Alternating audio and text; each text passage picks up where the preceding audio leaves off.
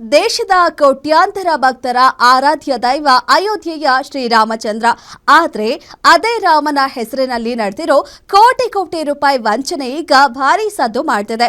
ಒಂದ್ ಕಡೆ ರಾಜಕೀಯ ಜಟಾಪಟಿ ನಡೀತಾ ಇದ್ರೆ ಮತ್ತೊಂದ್ ಕಡೆ ಎಸ್ಐಟಿ ತನಿಖೆಯಲ್ಲಿ ಸ್ಫೋಟಕ ವಿಚಾರಗಳು ಬಯಲಾಗ್ತಿವೆ. ಈ ಕುರಿತ ಒಂದು ಸ್ಪೆಷಲ್ ರಿಪೋರ್ಟ್ ಇಲ್ಲಿದೆ.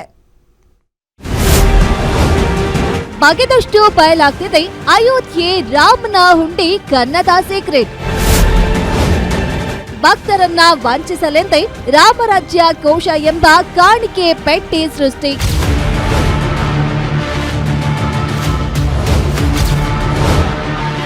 ಅಯೋಧ್ಯೆಯ ಶ್ರೀರಾಮ ಮಂದಿರದ ಕಾಣಿಕೆ ಹಣ ದುರುಪಯೋಗ ಪ್ರಕರಣ ಈಗ ದೇಶಾದ್ಯಂತ ತೀವ್ರ ಸಂಚಲನ ಸೃಷ್ಟಿಸಿದೆ. ಈ ಮಹಾವಂಚನೆಯ ಪ್ರಮುಖ ಆರೋಪಿ ಅವಿನಾಶ ಶುಕ್ಲಾನ ಬಾಡಿಗೆ ಮನೆಯ ಮೇಲೆ ಉತ್ತರ ಪ್ರದೇಶದ ವಿಶೇಷ ತನಿಖಾ ದಳ ದಾಳಿ ನಡೆಸಿದಾಗ ಬೆಚ್ಚಿ ಬೀಳಿಸುವ ಸಾಕ್ಷ್ಯಗಳು ಸಿಕ್ಕಿವೆ. ಭಕ್ತರನ್ನ ವಂಚಿಸಲೆಂದೇ ಆರೋಪಿಗಳು ನಕಲಿ ರಾಮರಾಜ್ಯ ಕೋಶ ಎಂಬ ಕಾಣಿಕೆ ಪೆಟ್ಟಿಗೆಯನ್ನ ಸೃಷ್ಟಿಸಿದ್ರು. ಅಷ್ಟೇ ಅಲ್ಲ, ಇದಕ್ಕೆ ಅಂಟಿಸಲಾಗಿದ್ದ ಡಿಜಿಟಲ್ QR ಕೋಡ್ ಮೂಲಕ ತಂತ್ರಜ್ಞಾನವನ್ನೇ ದುರ್ಬಳಕೆ ಮಾಡಿಕೊಂಡು ಲೂಟಿ ಹೊಡೆಯುತ್ತಿದ್ದರು ಎಂಬ ಸತ್ಯ ಬಯಲಾಗಿದೆ. ಈ ವಂಚನೆ ಕೇವಲ ಒಂದು ಬ್ಯಾಂಕ್ ಖಾತೆಗೆ ಸೀಮಿತವಾಗಿರಲಿಲ್ಲ. ಅಸಲಿ ಟ್ರಸ್ಟ್ನ ಹೆಸರನ್ನೇ ಹೋಲುವ ಶ್ರೀರಾಮ ಜನ್ಮಭೂಮಿ ತೀರ್ಥಕ್ಷೇತ್ರ ಹೆಸರಿನಲ್ಲಿ ನಕಲಿ UPI ಐಡಿಗಳನ್ನ ಕ್ರಿಯೇಟ್ ಮಾಡಲಾಗಿತ್ತು. ಭಕ್ತರು ತಾವು ನೇರವಾಗಿ ದೇವಸ್ಥಾನದ ಟ್ರಸ್ಟ್ಗೆ ಹಣ ಕಳಿಸುತ್ತಿದ್ದೇವೆ ಎಂದು ನಂಬಿ ಸ್ಕ್ಯಾನ್ ಮಾಡ್ತಿದ್ರು. ಆದ್ರೆ ಆ ಹಣ ಹೋಗ್ತಿದ್ದು ಮಾತ್ರ ಕದೇಮರ ವೈಯಕ್ತಿಕ ಖಾತೆಗಳಿಗೆ. ಸದ್ಯ ಈ ಪ್ರಕರಣದಲ್ಲಿ ಬ್ಯಾಂಕ್ ಲಿಂಕ್ ಪತ್ತೆಯಾಗಿದ್ದು ಸ್ಟೇಟ್ ಬ್ಯಾಂಕ್ ಆಫ್ ಇಂಡಿಯಾ ಸಿಬ್ಬಂದಿಗೂ ತನಿಖೆಯ ಬಿಸಿ ತಟ್ಟಿದೆ. ಇನ್ನು ಆರೋಪಿಗಳಿಂದ ಇದುವರೆಗೂ ಒಟ್ಟು 7,25,00,000 ನಗದನ್ನ ವಶಪಡಿಸಿಕೊಳ್ಳಲಾಗಿದೆ. ಯಾರ್ಯಾರ ಬಳಿ ಎಷ್ಟು ಹಣ ಜಪ್ತಿ ಮಾಡಿದ್ದಾರೆ ಅನ್ನೋದನ್ನ ನೋಡೋದಾದ್ರೆ, ಅವಿನಾಶ್ ಶುಕ್ಲಾ ಮನೆಯಿಂದ 20 ಲಕ್ಷ ರೂಪಾಯಿ, ಕರುಣೇಶ್ ಪಾಂಡೆಯಿಂದ 18 ಲಕ್ಷ ರೂಪಾಯಿಗಳು, ಅನುಕಲ್ಪ ಮಿಶ್ರಾ ಮನೆಯಲ್ಲಿದ್ದ 16 ಲಕ್ಷ ರೂಪಾಯಿ, ಅವಿನಾಶ್ ಶುಕ್ಲಾ ಮನೆಯಿಂದ 20 ಲಕ್ಷ ರೂಪಾಯಿ.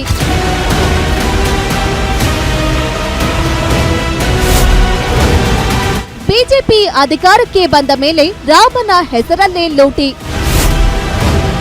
ಹುಂಡಿ ಕಳ್ಳರಿದ್ದಾರೆ ಎಚ್ಚರಿಕೆಯಿಂದ BK ಹರಿಪ್ರಸಾದ್. ಇತ್ತ ಅಯೋಧ್ಯೆ ಹಗರಣದ ಸದ್ದು ಕರ್ನಾಟಕದ ರಾಜಕಾರಣದಲ್ಲೂ ಭಾರೀ ಕಿಡಿ ಹೊತ್ತಿಸಿದೆ. ಬಿಜೆಪಿ ಕಾಂಗ್ರೆಸ್ ಮಾತಿನ ಕಾಳಕವೇ ನಡೀತಿದೆ. ಇಷ್ಟು ದಿನ ದೇವಸ್ಥಾನಗಳಲ್ಲಿ ಚಪ್ಪಲಿ ಕಳ್ಳರಿದ್ದಾರೆ ಅನ್ನೋ ಬೋರ್ಡ್ ಇರ್ತಿತ್ತು. ಇನ್ಮೇಲೆ ಹುಂಡಿ ಕಳ್ಳರಿದ್ದಾರೆ ಎಚ್ಚರಿಕೆ ಅಂತ ಬೋರ್ಡ್ ಹಾಕಿಸಬೇಕಾದ ಪರಿಸ್ಥಿತಿ ಬಂದಿದೆ. ಬಿಜೆಪಿ ಅವರು ಅಧಿಕಾರಕ್ಕೆ ಬಂದ ಮೇಲೆ ರಾಮನ ಹೆಸರಲ್ಲೇ ಲೂಟಿ ಹೊಡಿತಿದ್ದಾರೆ ಅಂತ ಬಾಂಬ್ ಹಾಕಿದ್ದಾರೆ. ಈಗ ಇಷ್ಟು ದಿವಸ ನಾವು ಇಡೀ ದೇಶದಲ್ಲಿರೋ ಯಾವುದೇ ದೇವಸ್ಥಾನ ಎಲ್ಲ ಹೋದ್ರೂ ಕೂಡ ಚಪ್ಪಲಿ ಕಳ್ಳರಿದ್ದಾರೆ ಎಚ್ಚರಿಕೆಯಿಂದ ಇರಿ ಅಂತ ಇದ್ರು.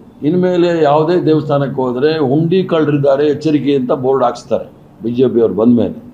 ನಾವು ಹೇಳ್ತಾ ಇರೋದೇನು ಅಂದರೆ, ರಾಮನ ಹೆಸರಲ್ಲಿ ಇವರು ಲೂಟಿ ಹೊಡಿತಾ ಇದ್ದಾರಲ್ಲ, ಇದುವರೆಗೂ ಯಾರನ್ನಾದರೂ ಕ್ರಮ ತೆಗೆದುಕೊಂಡಿದ್ದಾರೆ? ಇಷ್ಟು ನಿಧಾನವಾಗಿ ಹೋಗೋದು ಯಾಕೆ? ಆಮೇಲೆ ಗತಿ ಸ್ಪೀಡಲ್ಲಿ ಹೋಗ್ತಾ ಇದ್ದಾರೆ, ವೇಗದಲ್ಲಿ ಹೋಗ್ತಾ ಇದ್ದಾರೆ. ತಕ್ಷಣ ಕ್ರಮ ತೆಗೆದುಕೊಳ್ಬೇಕು. ಇದರಲ್ಲಿ ಯಾರ್ಯಾರು ಇದು ಎಲ್ಲಿ ಹೋಗುತ್ತೆ 200 ಕೋಟಿ ಅಂತೇಳಿ, ಅದು ಕರ್ನಾಟಕದವರೆಗೂ ಸಹ ಬಂದಿದೆ. ಇನ್ನು ಕಾಂಗ್ರೆಸ್ ನಾಯಕರ ಆರೋಪಕ್ಕೆ ಬಿಜೆಪಿ MLC CT ರವಿ ಕಿಡಿಕಾರಿದ್ದಾರೆ.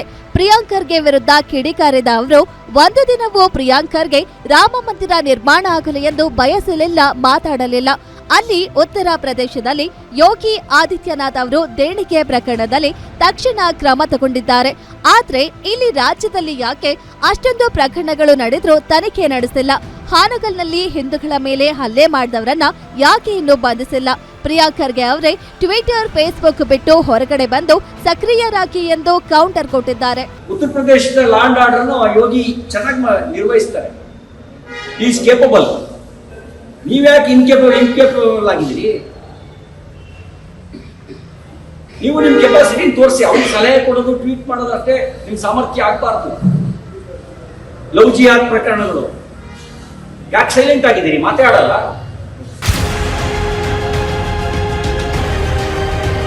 ಒಟ್ಟಿನಲ್ಲಿ ಭಕ್ತರ ಭಾವನೆಗಳೊಂದಿಗೆ ಆಟವಾಡಿ ರಾಮನ ಹೆಸರಿನಲ್ಲಿ ಕೋಟ್ಯಾಂತರ ರೂಪಾಯಿ ಲೂಟಿ ಮಾಡಿದ ಜಾಲ ಈಗ ಇಡಿ ಮತ್ತು SIT ಬಲೆಯಲ್ಲಿ ಸಿಲುಕಿದೆ. ಇತ್ತ ಕರ್ನಾಟಕದಲ್ಲೂ ಈ ಹಗರಣ ರಾಜಕೀಯ ಕೆಸರೆರಚಾಟಕ್ಕೆ ದೊಡ್ಡ ಅಸ್ತ್ರವಾಗಿ ಪರಿಣಮಿಸಿದೆ. ತನಿಖೆಯ ಅಂತ್ಯದಲ್ಲಿ ಇನ್ನು ಯಾವೆಲ್ಲ ದೊಡ್ಡ ದಾಳಿಗಳು ಉರುಳಲಿವೆ ಎಂಬುದನ್ನ ಕಾದು ನೋಡಬೇಕಿದೆ. News desk guarantee news.